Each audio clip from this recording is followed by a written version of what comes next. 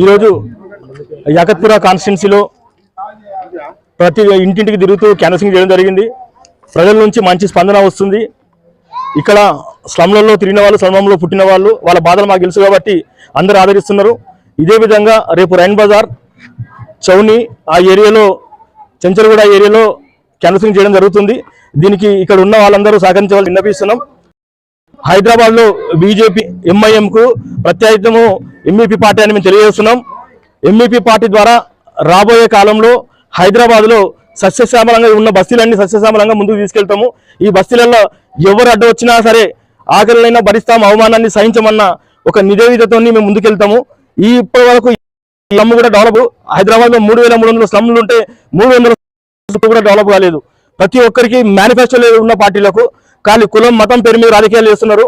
అలాంటి వాళ్ళను హైదరాబాద్ నుంచి తరిమి కొట్టి ఎంఈపీ పార్టీ జెండా ఎగరేస్తామని సభాముఖంగా తెలియజేస్తున్నాం.